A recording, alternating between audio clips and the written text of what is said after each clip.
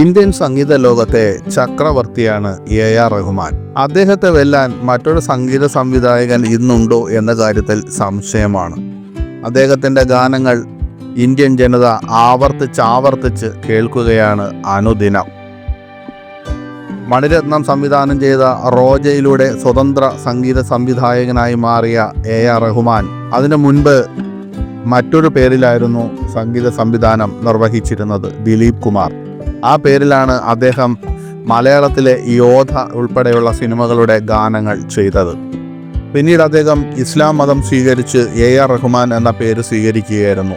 ഇപ്പോൾ AR റഹ്മാൻ വൈറലാവുന്നത് കഴിഞ്ഞ ദിവസത്തെ ഒരു ഇൻ്റർവ്യൂവിൻ്റെ പേരിലാണ്. അതിൽ ഇൻ്റർവ്യൂ നടത്തുന്ന അവതാരിക റഹ്മാനെ പെരിയ ഭായ് എന്ന് അഭിസംബോധന ചെയ്തു.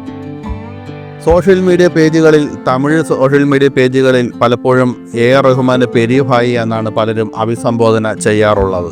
എന്നാൽ അവതാരിക അങ്ങനെ വിളിച്ചപ്പോൾ AR റഹ്മാന് ആദ്യം അതെന്താണെന്ന് മനസ്സിലായില്ല.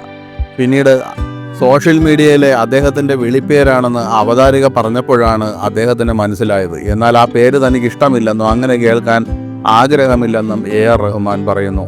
പെരിയ ഭായി എന്നോ ചിന്ന ഭായി എന്നൊക്കെ വിളിക്കാൻ താൻ കശാപ്പ് കട നടത്തുകയാണോ എന്ന് തമാശ രൂപത്തിൽ AR റഹ്മാൻ ചോദിക്കുന്നുണ്ട്. അതെന്താണ് ഈ പെരിയ ഭായി? എനിക്ക് ഇങ്ങനെ ഒരു വിളിപ്പേരുണ്ടെന്ന് ഇപ്പോഴാണ് അറിയുന്നത്. എനിക്കത് ഇഷ്ടമാകുന്നില്ല. ദയവായി ഇനി ആ പേര് വിളിക്കരുത്. പെരിയ ഭായി, ചിന്ന ഭായി, ഞാനെന്താ ഇറച്ചിവെട്ട് നടത്തുകയാണോ, ഇറച്ചിവെട്ട് കടയാണോ വെച്ചിരിക്കുന്നത് എന്ന് പറഞ്ഞ് അദ്ദേഹം ചിരിക്കുകയുണ്ടായി. അതിനോടൊപ്പം തന്നെ ലേ മസ്ക് എന്ന VR ആൽബത്തിൻ്റെ ഷൂട്ടിംഗ് അനുഭവങ്ങൾ അദ്ദേഹം പങ്കുവച്ചു. 12 ദിവസത്തെ ഷൂട്ടിംഗ് ആണ്. എന്നാൽ പറഞ്ഞ ദിവസത്തിൽ തന്നെ പ്ലാൻ ചെയ്തതുപോലെ ഷൂട്ടിംഗ് തീർക്കാൻ സാധിച്ചുവെന്ന് അദ്ദേഹം പറയുന്നു. വെർച്വൽ റിയാലിറ്റി ഫോർമാറ്റിൽ 145ലധികം ഷോട്ടുകളാണ് ആ ആൽബത്തിൽ ഉണ്ടായിരുന്നത്. സാധാരണ ഒരു ആൽബത്തിലെ ഫോർമാറ്റിലെ സ്ക്രിപ്റ്റ് ആയിരുന്നില്ല അതെന്ന് AR റഹ്മാൻ പറഞ്ഞു. അത് തന്നെ കൊണ്ട് സാധിക്കില്ലെന്ന് പലരും അഭിപ്രായപ്പെട്ടെന്നും എന്നാൽ അത് വിജയകരമായി പൂർത്തിയാക്കിയെന്നും അദ്ദേഹം പറയുന്നു. VR മ്യൂസിക് വീഡിയോ ഉണ്ടാക്കാൻ കുറച്ച് പ്രയാസമായിരുന്നു. 12 ദിവസത്തെ ഷൂട്ടായിരുന്നു പ്ലാൻ ചെയ്തത്. പറഞ്ഞ സമയത്ത് തന്നെ തീർക്കാൻ സാധിച്ചു. 145 ഷോട്ടുകളാണ് ഉണ്ടായിരുന്നത്. സാധാരണ ഫോർമാറ്റിലുള്ള സ്ക്രിപ്റ്റുകളല്ല.